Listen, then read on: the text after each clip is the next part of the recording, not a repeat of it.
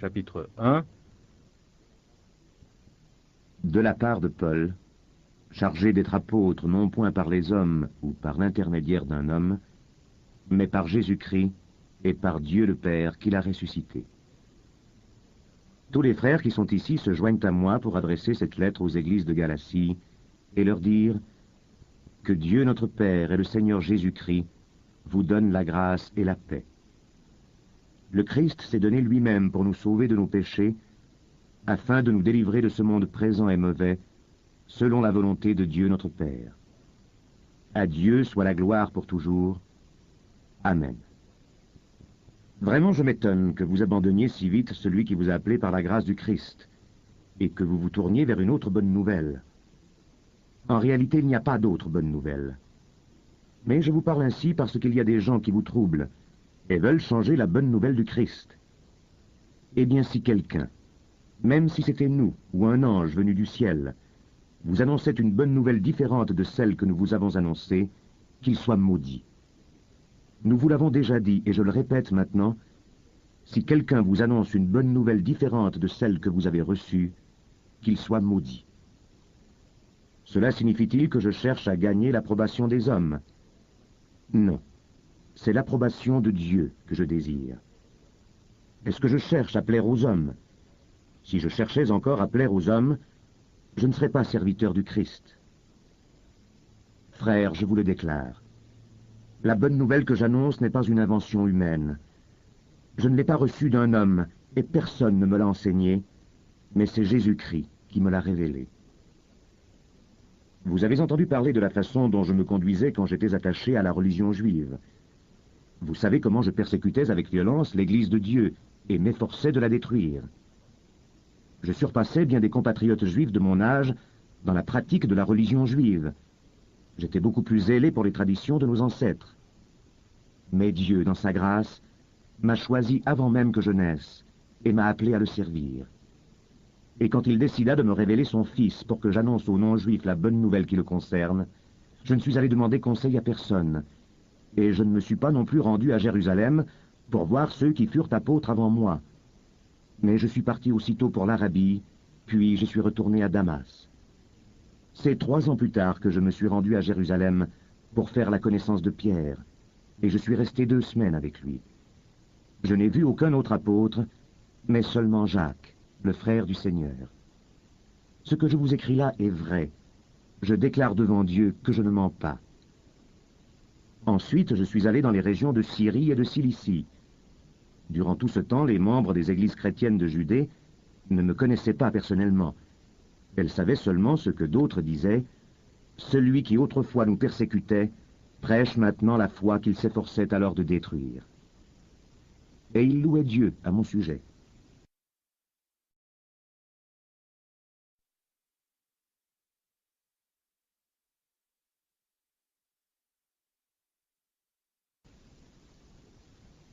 Chapitre 2. 14 ans plus tard, je suis retourné à Jérusalem avec Barnabas. J'ai également emmené Tite avec moi. J'y suis allé parce que Dieu m'avait révélé que je devais le faire. Dans une réunion privée que j'ai eue avec les dirigeants, je leur ai expliqué la bonne nouvelle que je prêche aux non-juifs. Je ne voulais pas que mon travail passé ou présent perde toute valeur. Eh bien, Tite, mon compagnon, qui est grec, n'a pas même été obligé de se faire circoncire, malgré des faux frères qui s'étaient mêlés à nous et voulaient le circoncire. Ces gens s'étaient glissés dans notre groupe comme des espions, pour observer la liberté que nous avons dans notre union avec Jésus-Christ. Ils désiraient nous rendre esclaves.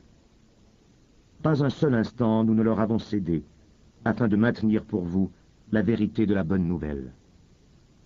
Mais ceux qui étaient considérés comme les dirigeants, en fait ce qu'ils étaient ne m'importe pas car Dieu ne juge pas sur les apparences, ces dirigeants donc ne m'imposèrent pas de nouvelles instructions. Au contraire, ils virent que Dieu m'avait confié la tâche d'annoncer la bonne nouvelle aux non-juifs, tout comme il avait confié à Pierre la tâche de l'annoncer aux juifs. Car Dieu a fait de moi l'apôtre destiné aux non-juifs, tout comme il a fait de Pierre l'apôtre destiné aux juifs. Jacques, Pierre et Jean, qui étaient considérés comme les chefs, reconnurent que Dieu m'avait confié cette tâche particulière. Ils nous serrèrent alors la main, à Barnabas et à moi, en signe d'accord. Ainsi nous avons convenu tous ensemble que pour notre part nous irions travailler parmi les non-juifs et qu'ils iraient parmi les juifs.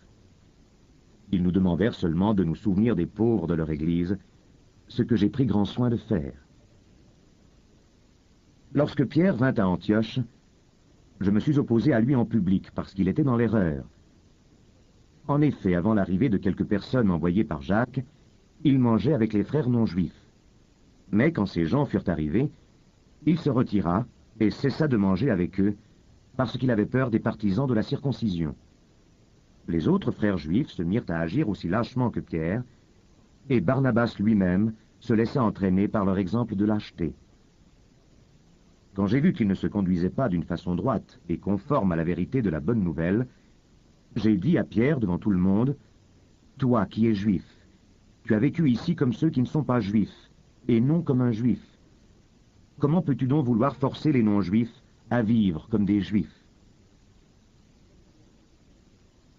Nous sommes nous-mêmes des juifs de naissance, et non des pécheurs appartenant aux autres nations. Cependant, nous savons que l'homme est reconnu juste devant Dieu uniquement à cause de sa foi en Jésus-Christ, et non parce qu'il accomplit ce qu'ordonne la loi de Moïse. Nous aussi nous avons cru en Jésus-Christ, afin d'être reconnus justes à cause de notre foi au Christ, et non pour avoir accompli ce qu'ordonne cette loi. Car personne ne sera reconnu juste devant Dieu pour avoir accompli ce qu'ordonne la loi. Mais si alors que nous cherchons à être reconnus justes par notre union avec le Christ, il se trouve que nous sommes pécheurs autant que les non-juifs, cela signifie-t-il que le Christ sert la cause du péché? Certainement pas. Si je me mets à reconstruire ce que j'ai détruit, je manifeste ainsi que je désobéis à la loi. En ce qui concerne la loi, je suis mort, d'une mort provoquée par la loi elle-même, afin que je puisse vivre pour Dieu. J'ai été mis à mort avec le Christ sur la croix, de sorte que ce n'est plus moi qui vis, mais c'est le Christ qui vit en moi. La vie humaine, qui est la mienne maintenant, je la vis dans la foi au Fils de Dieu, qui m'a aimé et a donné sa vie pour moi. Je ne rejette pas la grâce de Dieu. Si c'est au moyen de la loi que l'on peut être rendu juste devant Dieu, alors le Christ est mort pour rien.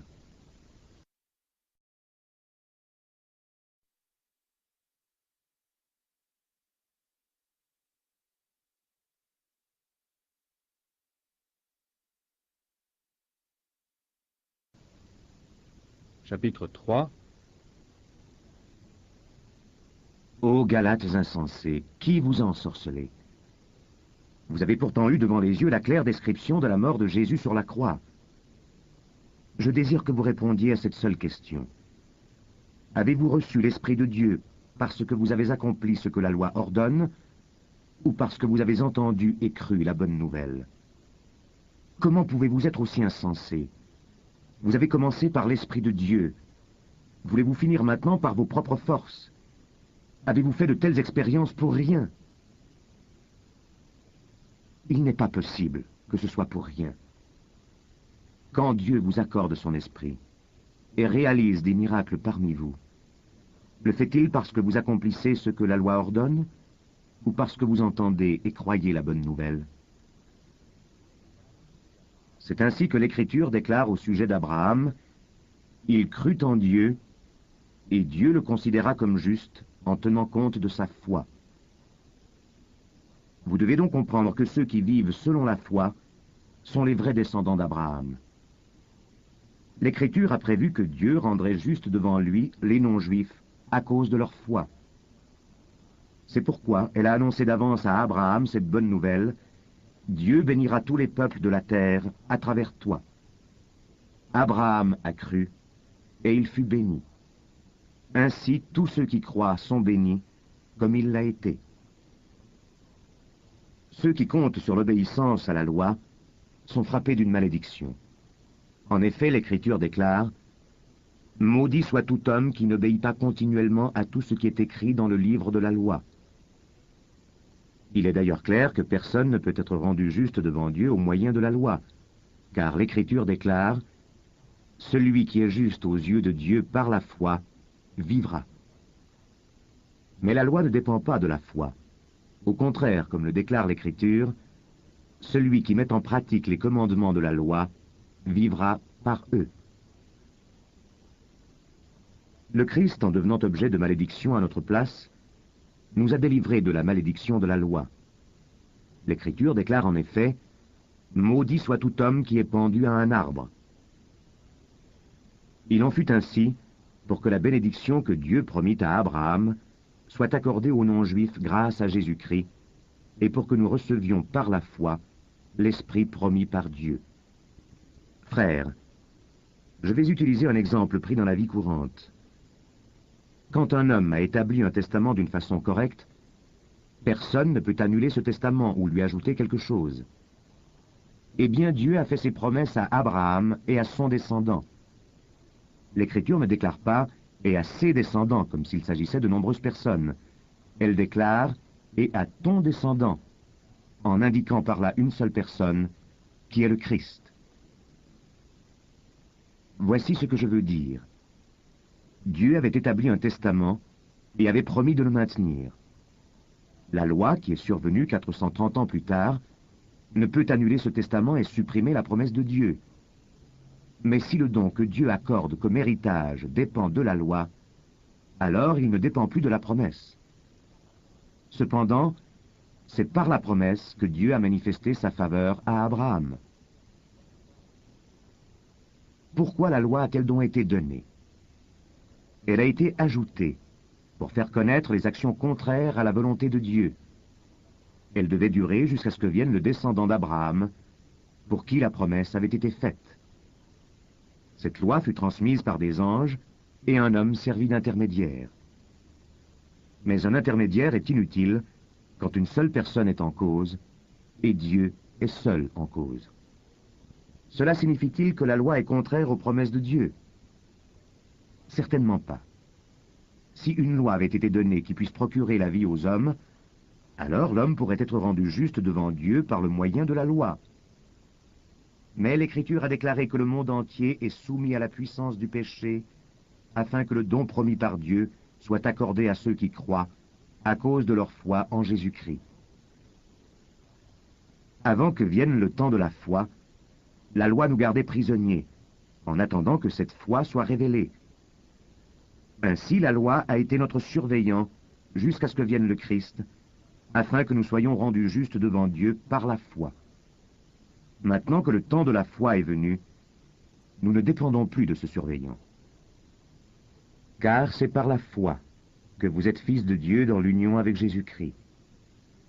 Vous tous, en effet, avez été baptisés pour être unis à Jésus-Christ, et vous vous êtes ainsi revêtus de la condition nouvelle qui est en Jésus-Christ. Il n'y a donc pas de différence entre les Juifs et les non-Juifs, entre les esclaves et les hommes libres, entre les hommes et les femmes. Vous êtes tous un dans l'union avec Jésus-Christ. Si vous appartenez au Christ, vous êtes alors les descendants d'Abraham, et vous recevrez ce que Dieu a promis comme héritage.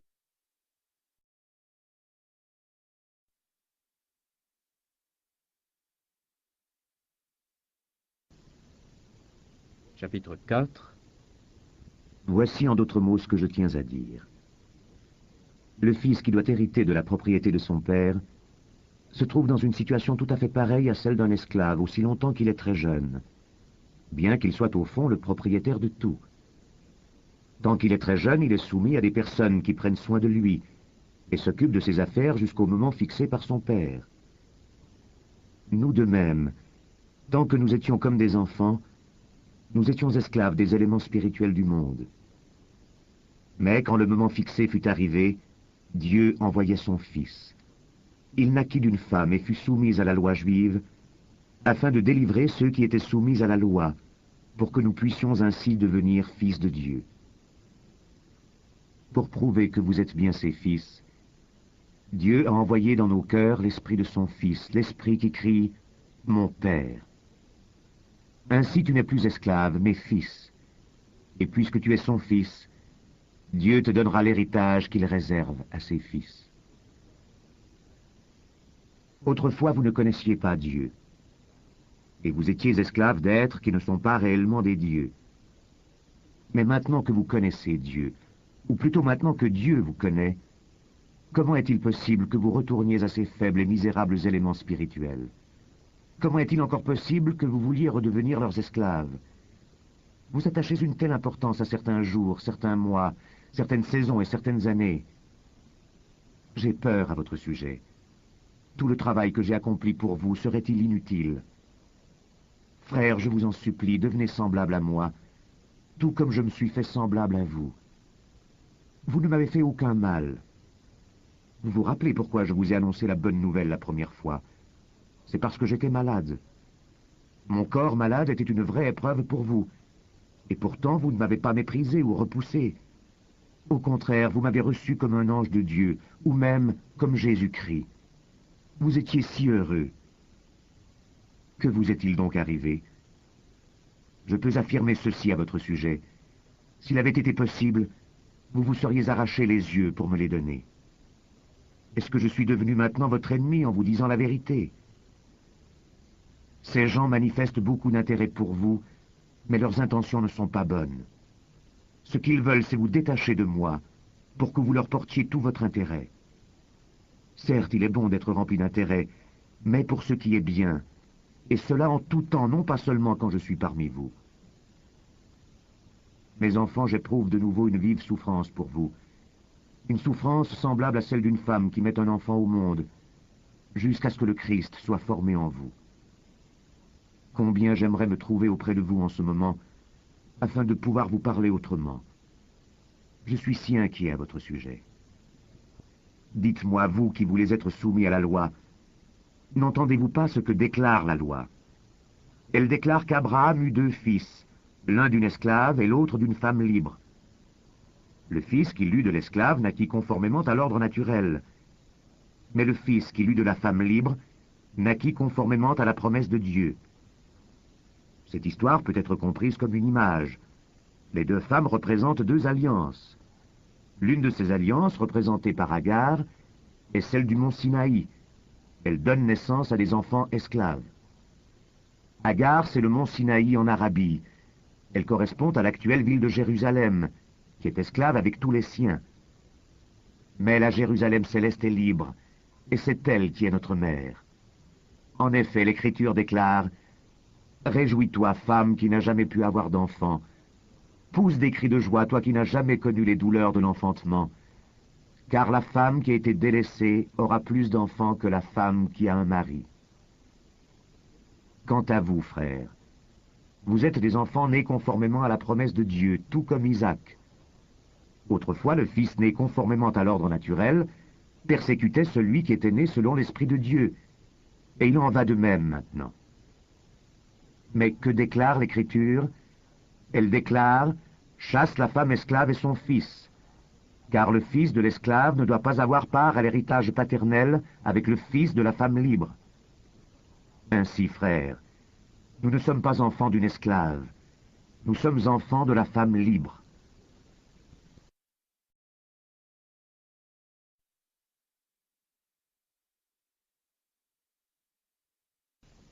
Chapitre 5. C'est pour que nous soyons vraiment libres que le Christ nous a libérés. Demeurez donc fermement dans cette liberté et prenez garde de ne pas redevenir des esclaves. Écoutez, moi, Paul, je vous l'affirme, si vous vous faites circoncire, alors le Christ ne vous servira de rien.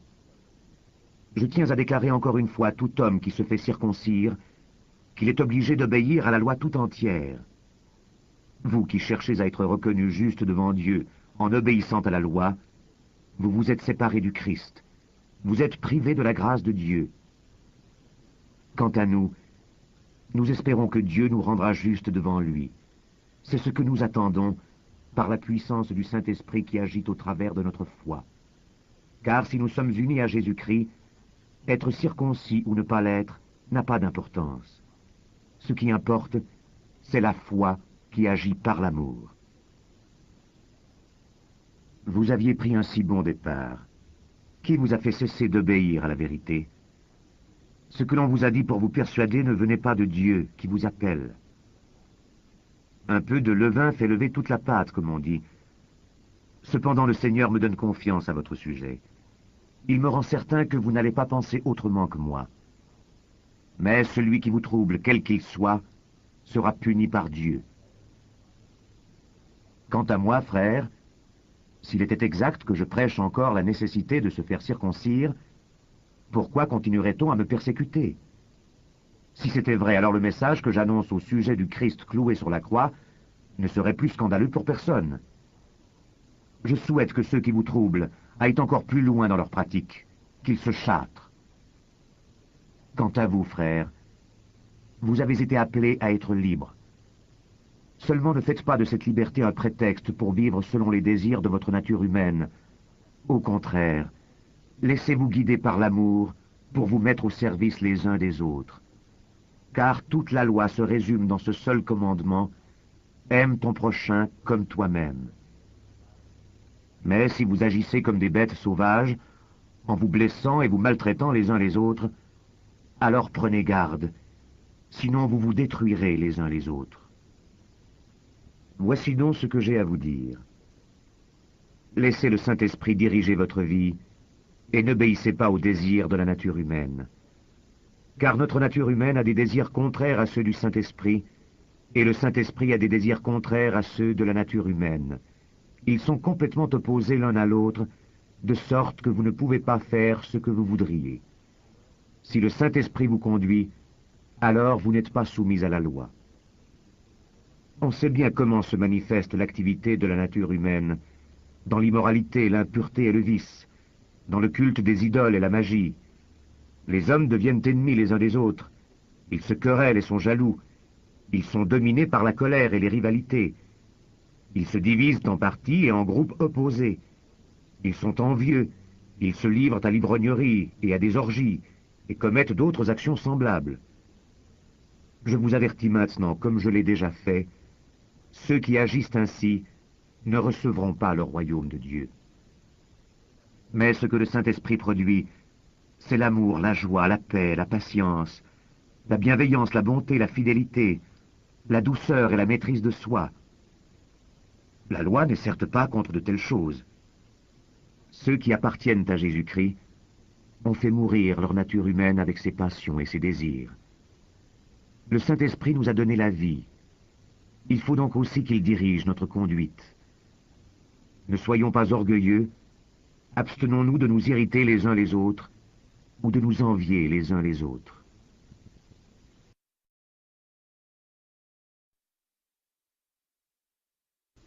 Chapitre 6. Frères, si quelqu'un est surpris en train de commettre une faute quelconque, vous qui avez l'Esprit de Dieu, ramenez-le dans le droit chemin. Mais faites preuve de douceur à son égard. Et j'ajoute pour chacun de vous, veille sur toi-même, afin de ne pas te laisser tenter toi aussi. Aidez-vous les uns les autres à porter vos fardeaux. Vous obéirez ainsi à la loi du Christ. Si quelqu'un pense être quelque chose alors qu'il n'est rien, il se trompe lui-même. Que chacun examine sa propre conduite. S'il peut en être fier, il le sera alors par rapport à lui seul, et non par comparaison avec les autres. Car chacun doit porter sa propre charge. Celui à qui l'on enseigne la bonne nouvelle doit partager tous les biens qu'il possède avec celui qui l'enseigne. Ne vous y trompez pas. On ne se moque pas de Dieu. L'homme récoltera ce qu'il aura semé. S'il sème ce qui plaît à sa nature humaine lui fera obtenir une récolte de mort. Mais s'il sème ce qui plaît au Saint-Esprit, le Saint-Esprit lui fera obtenir une récolte de vie éternelle. Ne nous lassons pas de faire le bien, car si nous ne nous décourageons pas, nous récolterons quand le moment sera venu. Ainsi, tant que nous en avons l'occasion, faisons du bien à tous, et surtout à nos frères dans la foi. Je vous écris maintenant de ma propre main, comme vous le voyez à la grosseur des lettres. Ce sont des hommes désireux de se faire bien voir pour des motifs humains, qui veulent vous obliger à être circoncis. Mais ils agissent ainsi uniquement pour ne pas être persécutés à cause de la croix du Christ. Ces gens qui pratiquent la circoncision n'obéissent pas eux-mêmes à la loi. Ils veulent que vous soyez circoncis pour pouvoir se vanter de vous avoir imposé ce signe dans votre chair. Quant à moi, je ne veux me vanter que de la croix de notre Seigneur Jésus-Christ.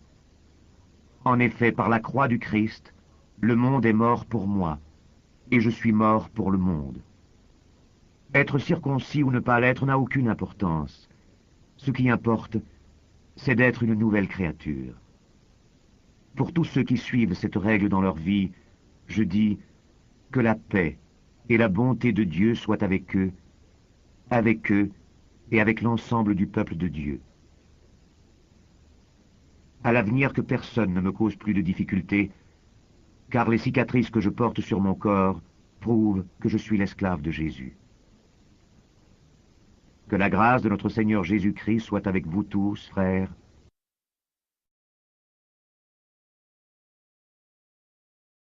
Jacques, Pierre et Jean, qui étaient considérés comme les chefs, reconnurent que Dieu m'avait confié cette tâche particulière. Ils nous serrèrent alors la main, à Barnabas et à moi, en signe d'accord. Ainsi nous avons convenu tous ensemble que pour notre part nous irions travailler parmi les non-juifs et qu'ils iraient parmi les juifs. Ils nous demandèrent seulement de nous souvenir des pauvres de leur Église, ce que j'ai pris grand soin de faire. Lorsque Pierre vint à Antioche, je me suis opposé à lui en public parce qu'il était dans l'erreur. En effet, avant l'arrivée de quelques personnes envoyées par Jacques, il mangeait avec les frères non-juifs. Mais quand ces gens furent arrivés, il se retira et cessa de manger avec eux parce qu'il avait peur des partisans de la circoncision. Les autres frères juifs se mirent à agir aussi lâchement que Pierre, et Barnabas lui-même se laissa entraîner par leur exemple de lâcheté. Quand j'ai vu qu'ils ne se conduisaient pas d'une façon droite et conforme à la vérité de la bonne nouvelle, j'ai dit à Pierre devant tout le monde, « Toi qui es juif, tu as vécu ici comme ceux qui ne sont pas juifs, et non comme un juif. Comment peux-tu donc vouloir forcer les non-juifs à vivre comme des juifs? Nous sommes nous-mêmes des juifs de naissance, et non des pécheurs appartenant aux autres nations.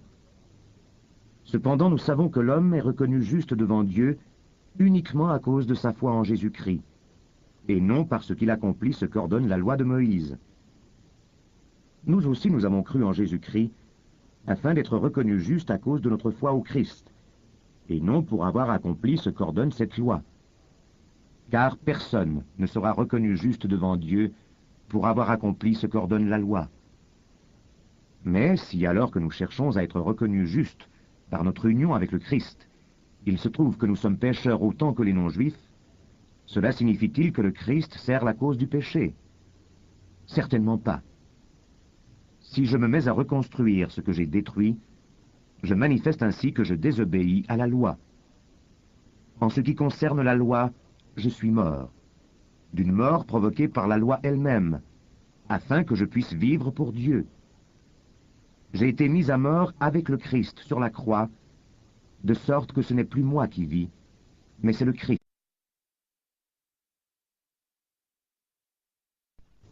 Chapitre 1. De la part de Paul, chargé d'être apôtre non point par les hommes ou par l'intermédiaire d'un homme, mais par Jésus-Christ et par Dieu le Père qui l'a ressuscité. Tous les frères qui sont ici se joignent à moi pour adresser cette lettre aux églises de Galatie et leur dire que Dieu notre Père et le Seigneur Jésus-Christ vous donnent la grâce et la paix.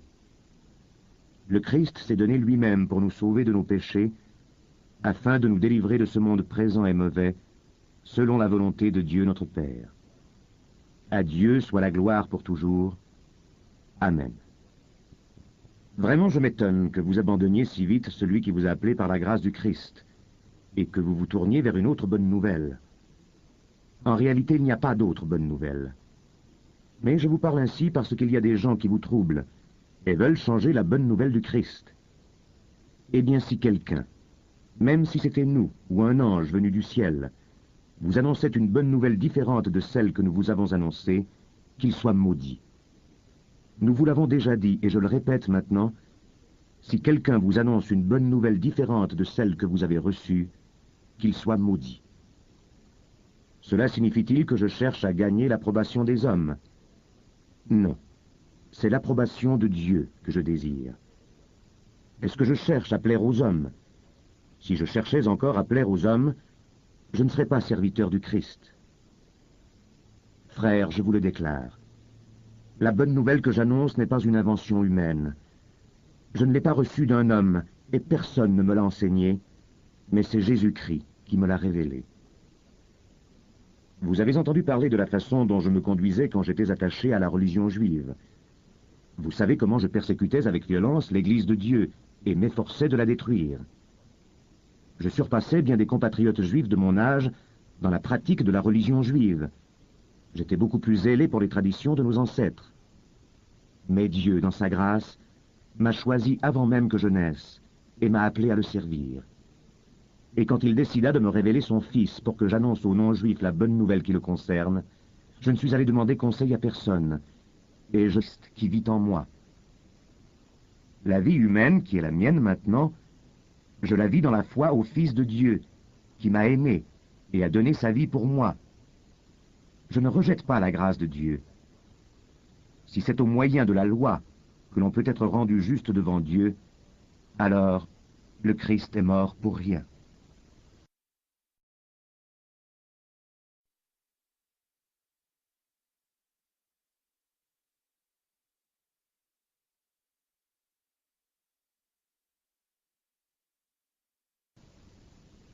Chapitre 3. Ô Galates insensés, qui vous a ensorcelé? Vous avez pourtant eu devant les yeux la claire description de la mort de Jésus sur la croix. Je désire que vous répondiez à cette seule question. Avez-vous reçu l'Esprit de Dieu parce que vous avez accompli ce que la loi ordonne, ou parce que vous avez entendu et cru la bonne nouvelle? Comment pouvez-vous être aussi insensés? Vous avez commencé par l'Esprit de Dieu. Voulez-vous finir maintenant par vos propres forces? Avez-vous fait de telles expériences pour rien? Il n'est pas possible que ce soit pour rien. Quand Dieu vous accorde son esprit et réalise des miracles parmi vous, le fait-il parce que vous accomplissez ce que la loi ordonne, ou parce que vous entendez et croyez la bonne nouvelle? C'est ainsi que l'Écriture déclare au sujet d'Abraham, « Il crut en Dieu, et Dieu le considéra comme juste en tenant compte de sa foi. » Vous devez donc comprendre que ceux qui vivent selon la foi sont les vrais descendants d'Abraham. L'Écriture a prévu que Dieu rendrait juste devant lui les non-juifs à cause de leur foi. C'est pourquoi elle a annoncé d'avance à Abraham cette bonne nouvelle: Dieu bénira tous les peuples de la terre à travers toi. Abraham a cru, et il fut béni. Ainsi tous ceux qui croient sont bénis, comme il l'a été. Ceux qui comptent sur l'obéissance à la loi sont frappés d'une malédiction. En effet, l'Écriture déclare « Maudit soit tout homme qui n'obéit pas continuellement à tout ce qui est écrit dans le livre de la loi. » Il est d'ailleurs clair que personne ne peut être rendu juste devant Dieu au moyen de la loi, car l'Écriture déclare « Celui qui est juste aux yeux de Dieu par la foi vivra. » Mais la loi ne dépend pas de la foi. Au contraire, comme le déclare l'Écriture, celui qui met en pratique les commandements de la loi vivra par eux. Le Christ, en devenant objet de malédiction à notre place, nous a délivrés de la malédiction de la loi.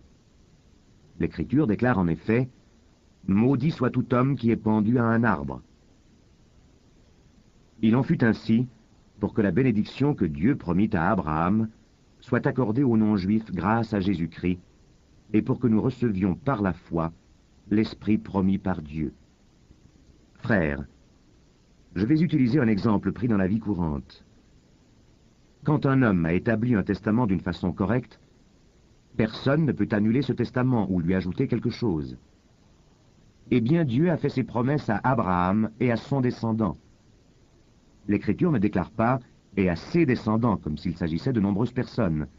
Elle déclare « et à ton descendant » en indiquant par là une seule personne, qui est le Christ. Voici ce que je veux dire. Dieu avait établi un testament et avait promis de le maintenir. La loi, qui est survenue 430 ans plus tard, ne peut annuler ce testament et supprimer la promesse de Dieu. Mais si le don que Dieu accorde comme héritage dépend de la loi, alors il ne dépend plus de la promesse. Cependant, c'est par la promesse que Dieu a manifesté sa faveur à Abraham. Pourquoi la loi a-t-elle donc été donnée? Elle a été ajoutée pour faire connaître les actions contraires à la volonté de Dieu. Elle devait durer jusqu'à ce que vienne le descendant d'Abraham, pour qui la promesse avait été faite. Cette loi fut transmise par des anges, et un homme servit d'intermédiaire. Mais un intermédiaire est inutile quand une seule personne est en cause, et Dieu est seul en cause. Cela signifie-t-il que la loi est contraire aux promesses de Dieu? Certainement pas. Si une loi avait été donnée qui puisse procurer la vie aux hommes, alors l'homme pourrait être rendu. Je ne me suis pas non plus rendu à Jérusalem pour voir ceux qui furent apôtres avant moi. Mais je suis parti aussitôt pour l'Arabie, puis je suis retourné à Damas. C'est 3 ans plus tard que je me suis rendu à Jérusalem pour faire la connaissance de Pierre, et je suis resté 2 semaines avec lui. Je n'ai vu aucun autre apôtre, mais seulement Jacques, le frère du Seigneur. Ce que je vous écris là est vrai. Je déclare devant Dieu que je ne mens pas. Ensuite, je suis allé dans les régions de Syrie et de Cilicie. Durant tout ce temps, les membres des églises chrétiennes de Judée ne me connaissaient pas personnellement. Elles savaient seulement ce que d'autres disaient. Celui qui autrefois nous persécutait prêche maintenant la foi qu'il s'efforçait alors de détruire. Et ils louaient Dieu à mon sujet.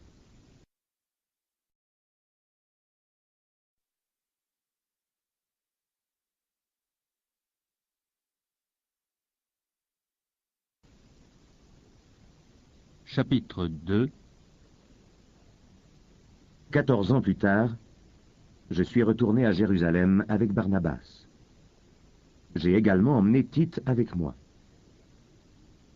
J'y suis allé parce que Dieu m'avait révélé que je devais le faire.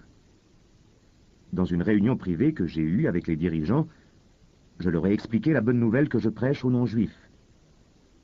Je ne voulais pas que mon travail passé ou présent perde toute valeur. Eh bien, Tite, mon compagnon, qui est grec, n'a pas même été obligé de se faire circoncire, malgré des faux frères qui s'étaient mêlés à nous et voulaient le circoncire. Ces gens s'étaient glissés dans notre groupe comme des espions, pour observer la liberté que nous avons dans notre union avec Jésus-Christ. Ils désiraient nous rendre esclaves. Pas un seul instant nous ne leur avons cédé, afin de maintenir pour vous la vérité de la bonne nouvelle. Mais ceux qui étaient considérés comme les dirigeants, en fait ce qu'ils étaient ne m'importe pas car Dieu ne juge pas sur les apparences, ces dirigeants donc ne m'imposèrent pas de nouvelles instructions. Au contraire, ils virent que Dieu m'avait confié la tâche d'annoncer la bonne nouvelle aux non-juifs, tout comme il avait confié à Pierre la tâche de l'annoncer aux juifs. Car Dieu a fait de moi l'apôtre destiné aux non-juifs, tout comme il a fait de Pierre l'apôtre destiné aux juifs.